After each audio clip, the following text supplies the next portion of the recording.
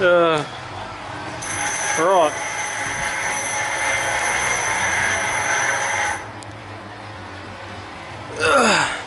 So we're going to try and do something else with the exhaust at the moment. So just going to cut a couple of bits of pipe and make something a little bit better than we had. I was getting a little bit hot on the back of the seat, so. Ow! There you go. Take a look. Yahtzee. Yahtzee. Yes. So before we had a bit of pipe coming out from here, across, and pretty much all the way along the back of the seat. So yeah, it's getting a bit hot. So at the moment we're going to try and knock together just a straight out rear exit exhaust, and yeah, should be right. I am recording, mate. So this is our little solution to, not really a problem, but just the fact that the back of the seat was getting quite hot running it. So yeah. That's that.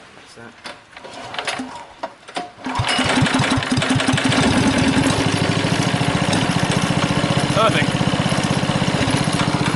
Oh.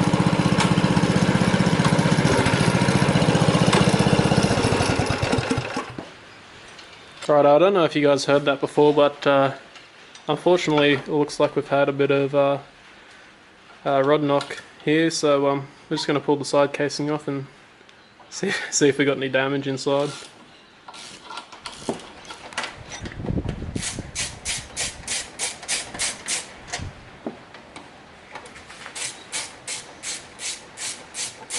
Got an air ratchet I probably could have used for this. Oh well, you're done now.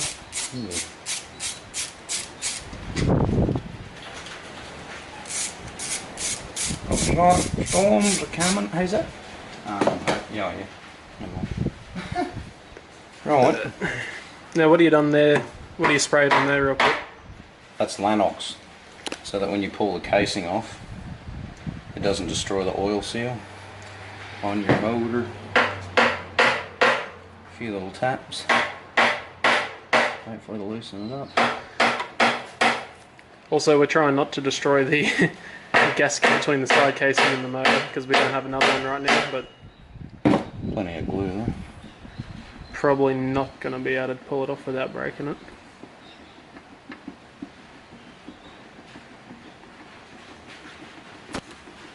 It's coming. Oh. Is that the whole I know crank? what that might be. Was that the whole crank moving then? Yes.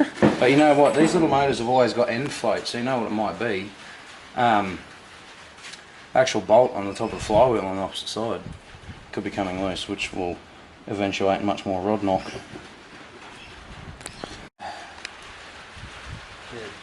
No swearing. Right. Good one, Crash.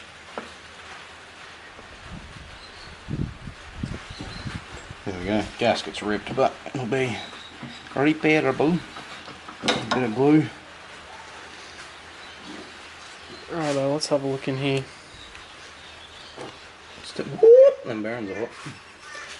Now, I don't know how much of the audience really know about motors, but if you can see, this is the crankshaft here, and this is basically your crank, and they're the counterweights. And if you can see, there's the bottom of the rod there, there's the end cap, and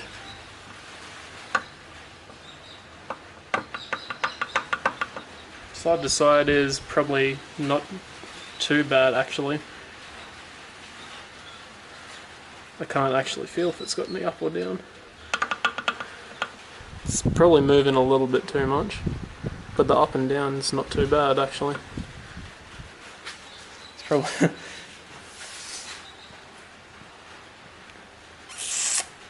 Well, it definitely isn't loose. no, it's side to side is probably a little bit on the loose side, but it's not bad, it's tolerable. So what are we doing here? Pulling the plug out so that we can rotate the motor and pull the valve cam out and have a closer look at the con rod. Or push rod cam. Same thing. And plug's all the way in there. Shit, a little torch.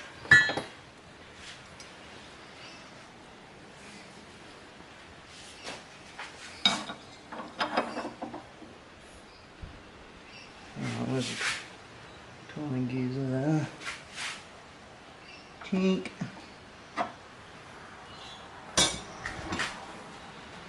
Now hopefully, because it's leaning that way, the push rods aren't going to fall into the block. That's still functioning. And as we can see, there's no damage to the cam either. No scoring on the cam. Tiny little bit there, but there's nothing out of the ordinary. Nothing to make it knock like that anyway. And the governor, like engagement still is working. And we've got a bit of backfiring over here anyway.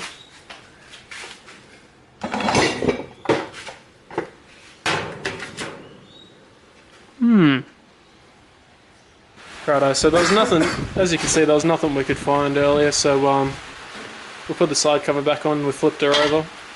About to pull the flywheel off now. Currently, the scary part is that there's nothing we can see wrong at the moment, so... Might have even sheared the flywheel key. We're just going to see what happens at the moment.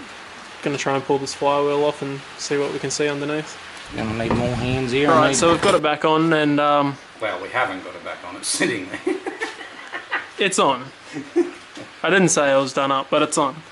We should probably put the clutch on. And, yeah, right, so it ended up being like... End afloat. Yep, over here. So we ended up just putting a washer in between the flywheel nut and the flywheel. Just pretty much pulling it over tight a little bit because, yeah, the noise ended up being the crank just gouging on the rod a little bit because the rod had a little bit too much sideways movement, which is not a bad thing, but just because the crank was too far over this way, if you're looking at the motor, it was too far over this way, it was gouging on the bottom of the rod. So we fixed that. Just about to start putting them back on. It's raining outside, so it looks like perfect weather for some skids. So yeah, see you when it's back on. I'm always interested to know